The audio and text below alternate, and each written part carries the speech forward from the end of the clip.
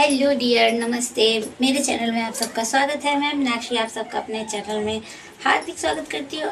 मैं स्वस्थ हूँ। आई होप आप सब भी स्वस्थ मस्त होंगे। दोस्तों, गर्मी बहुत बढ़ गई है। 42-41 टेम्परेचर हो रहा है, तो सब सेफली अपना ध्यान रखना। पानी खूब पियो, बाहर आने जाने समय छतरी का उपयोग करो। और अभी नमन की छुट्टी नहीं पड़ी है। आज उसकी तबीयत बहुत ही ठीक है, तो मैंने आज उसको स्कूल भेज दिया। मुझे स्कूल भी जाना पड़ेगा उसे लेने के लिए। दोस्तों, देखते हैं आज वो क्या करके आया है स्कूल में, क्योंकि एक हफ्ते घर रहा, एक हफ्ते का 9-10 दिन घर रहा, तो अपना स्टडी उसकी सब सर से पार निकल गई है। कहता है स्कूल जाने में तबीयत खराब हो जाएगी।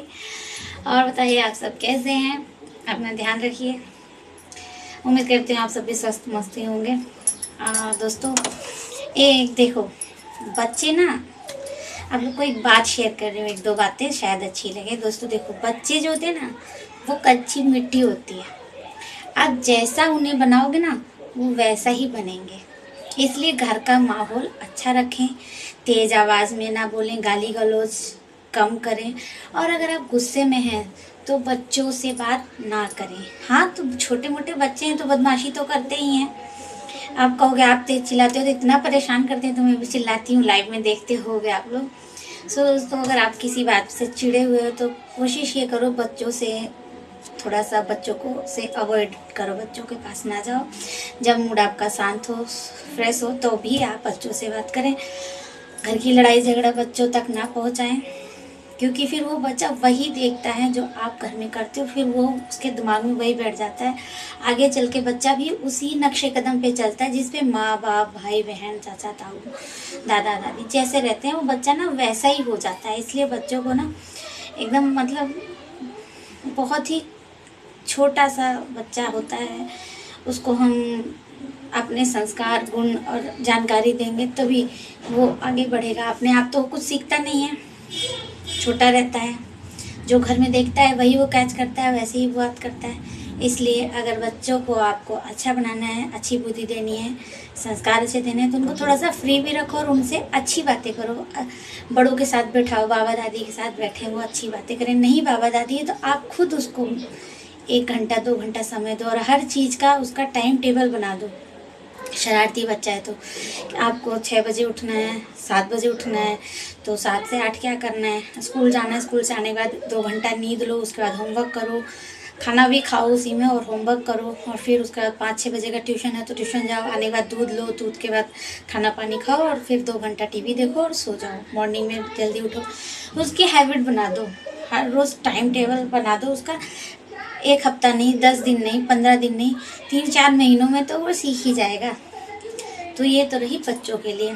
और दोस्तों, सब लोग कहते हैं लड़कियां खराब होती हैं, घर खराब कर देती हैं, तो ताली दोनों हाथ से बजती है। ना लड़की खराब होती है, ना ससुराल खराब होता है, समय खराब होता है। कोई लड़की बहुत घमंडी होती है, अहमी होती है। वो सोच जैसे आती है तो सोचती है मेरा पति तो इतना कमाता है तो वो मेरा है। वो सोचती है कि माँ को ना दे, बाप को ना दे, भाई बहन को ना करे, सिर्फ मेरा है। मैं तो शादी करके आई हूँ तो मेरा है, उस सब पैसों पे मेरा अधिकार है। और या तो जैसा मैं कहूँ वैसा घर में होना चाहिए। कभी कभी ऐसी भी मेंटेलिटी लड़कियों की होती है और कभी कभी घर वालों की मेंटेलिटी ऐसी होती है कि आई है तो यही घर का सारा काम करेगी, सब कुछ। मतलब बाई आई है घर में, सास भी उस पर हुक्म चलाए, ससुर भी, नंद भी, सब कोई हुक्म चलाते रहते हैं। कोई ये नहीं पूछते उससे कि तुम मतलब तुम्हें क्या चाहिए, तुम्हें कैसा फील कर रहा है। कुछ घरों की बातें, सबकी नहीं। कहीं लड़की गलत होती है तो कहीं घर गलत होता है। अगर दोनों गलत रहते हैं तभी कुछ गलत होता है। कोई कमी न कमी सबके अंदर कहीं न कहीं होती है। इसलिए मैनेज करना सीखिए और अपनी बेटी की तरह ही उसको भी मानिए। अगर वो कुछ कहती है तो उसकी बात को भी सुनो। और हाँ, उस लड़की का भी धर्म है कि वो बड़ों की इज्जत करे जो घर में आए हैं। जो बड़े लोग झेल के, क्या पता वो बहुत ही गरीब रहे हो, बहुत मेहनत स्ट्रगल करके इस मुकाम पे पहुँचे और तुम आई हो हुक्म जताने लग रही हो, तो ऐसा ना करें। अगर वो करती है ना तो यहाँ नहीं वहाँ भोगेंगी। और दूसरी बात, कभी अपने पति का नाम नहीं लेना चाहिए, पति का जूठा नहीं खाना चाहिए। जो ऐसा करते हैं उनको सूअर का जन्म मिलता है, शास्त्रों में लिखा हुआ है। कभी भी पति का नाम ना लें। आजकल तो बहुत सी लड़कियां नाम से ही बुलाती हैं और जूठा खाना मतलब प्यार बढ़ता है। और दूसरा मतलब बहुत बातें थी, मैं तो भूल जाती हूँ बोलते बोलते यार। फिर उसके बाद जैसे होता है जूठा नहीं खाना चाहिए, क्योंकि ससुराल भी जाओगी तुम्हारा जूठा तुम अपने माँ के साथ भी खाने लगती हो, बाप के साथ भी, बहन के साथ भी। और उस दामाद की पैर पूजाई की हुई है माँ बाप ने, तो लड़की उसका जूठा खा लेती है, फिर उसका ऐसे ना पाप चढ़ता है। तो इसलिए नहीं खाना चाहिए। प्रेम बढ़ाना ही है तो बातों से करो, विचार से करो, व्यवहार से करो। खाना खाने से क्या प्रेम बढ़ता है? कुछ नहीं बढ़ता।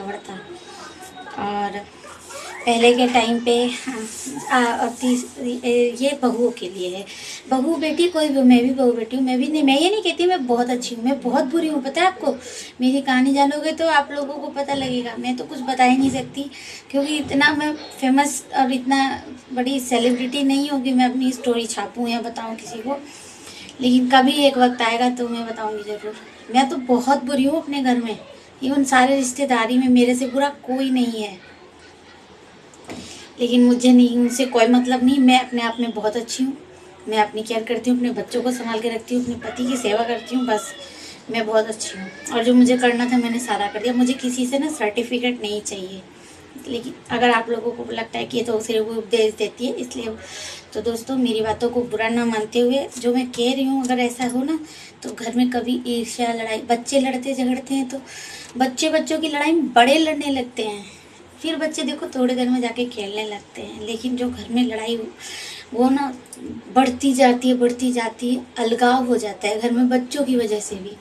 तो ऐसा ना करें, बच्चों को भी स्वाभाविक रूप से संभालें, अच्छा सिखाएं, अच्छा बोलें, अच्छा वातावरण दें उसको। और हाँ, एक और चीज़ थी, आजकल देखते हैं ना शादी जैसे इंगेजमेंट हुई उसी दिन से लड़की का फ़ोन लड़के का फ़ोन आना शुरू, मिलना जुलना शुरू हो जाता है। उसके बाद भी, शादी के बाद भी लड़ाइयाँ होती हैं उनकी। उनको साल भर 6 महीने का भी टाइम मिलता है, दोनों फ़ोन में बातें करते हैं खूब, जब तक बारात नहीं आ जाती, मतलब स्टेज पे आने तक उनकी बातें चालू रहती हैं। लेकिन फिर भी वो लड़ते हैं और एक दूसरे को इतना कुछ कहते हैं कि आस पड़ोस के लोग भी हंसते हैं, घर में तो लोग हंसते ही हैं। तो दोस्तों पहले ये नहीं होता था। पहले पता है शादी तय हो जाती थी, लड़की को पता ही नहीं होता था कि मेरी शादी तय हुई है। और उसके बाद जैसे शादी को 15 दिन 20 दिन या 1 महीना रह गया, घर से निकलना बंद, लड़की घर में पैक होती थी, उसको उपटन लगता था, हल्दी लगाई जाती थी, उसकी बहुत केयर। आजकल तो सब पार्लरों में जाके सुंदर बनते हैं, पहले ये सब नहीं था। पहले घर में ही भाभी या फिर नाइन होती हैं वो आके उपटन लगाती थी, हल्दी लगाती थी, और लड़की घर से बाहर नहीं निकलती थी कि कोई कुछ कर देगा, टोटका वगैरह। फिर उसकी शादी में घर में उसकी तबीयत खराब रहेगी, लड़ाई झगड़े होंगे, इसलिए उसको बचाया जाता था। और उसके बाद उसको एंड शादी के दिन भी नहीं पता होता था कि उसका दूल्हा कैसा है और कैसा दिखता है, क्योंकि घूंघट में शादी होती थी। और वो शादियाँ देखो कितनी चलती थी, मतलब कभी कोई कमी ही नहीं आती थी। और शादी के बाद भी गौना आता था 3-4 साल तक, ना कोई फ़ोन, ना चिट्ठी, ना तार, ना पत्री, कोई मतलब नहीं। अचानक से गौने का दिन रख उठता था, विदाई हो जाती थी, वो जाके छोटी सी उम्र में अपने 25-30 लोगों के परिवार को ऐसे समेट लेती थी। और आजकल रोज़ फ़ोन में भी बात होती है, रोज़ डेली वीडियो कॉलिंग होती है, चैट होती है, मिलना जुलना भी होता है। फिर भी वो लड़कियां आके दो परिवार को समेटती नहीं, ऐसे पखेर देती हैं एकदम से। कभी लड़की बखेरती है, कभी लड़के के घर वाले बखेरते हैं, कमी दोनों में होती है। तो दोस्तों पहले के लोग बड़े बुजुर्ग अगर कुछ करते थे तो हमारे भले के लिए करते थे। तो ऐसा तो अब होता ही नहीं है। अब तो नाचते हुए दुल्हन आती है, नाचते हुए दूल्हा आता है, वो बंदूक चलाती है, वो तलवार भाले लेकर आती है, तो पहले ही बता देती है कि मैं आते ही ठाई कर दूंगी सबको, और तलवार भाले से एकदम विचित्र रूप धर के आती है एकदम नाचते हुए, और कहती है मैं नाचते हुए आ रही हूँ, सबको नचाऊंगी। और उसके बाद देखो दोस्तों, ये मतलब संसार है, संसार में ये सब हो रहा है। मैं तो अपने आसपास देख रही हूँ इसलिए बता रही हूँ। तो दोस्तों मेरी बातों को बिल्कुल भी दिल पे ना ले, मेरे सब्सक्राइबर्स लोग ना मुझे अनसब्सक्राइब मत कीजिएगा। मैं तो हकीकत बताती हूँ यार, लोगों को बुरा लग जाता है तो मैं क्या करूँ। तो अगर मेरी वीडियो अच्छी लगे हो तो लाइक शेयर सब्सक्राइब कीजिएगा। और मैं अपने बारे में बता रही हूँ, मैं भी बहुत गंदी हूँ, मैं बहुत बुरी हूँ क्योंकि मैं भी बहू हूँ ना, बेटी बहू दोनों हूँ ना, तो मैं सबके बारे में बोलती हूँ। और मैं तो सबसे बड़ी हूँ, सोचो मैंने कितना पाप किया होगा कि। तो दोस्तों ज़्यादा समय ना लेते हुए मुझे अलविदा दीजिए। अलविदा, मिलते हैं अगले वीडियो में, तब तक के लिए नमस्कार। और मीनाक्षी दुनिया में आप सबका स्वागत है। ऐसे ही मेरे चैनल को पे बने रहिए नई नई बातों को जानने के लिए। बाय।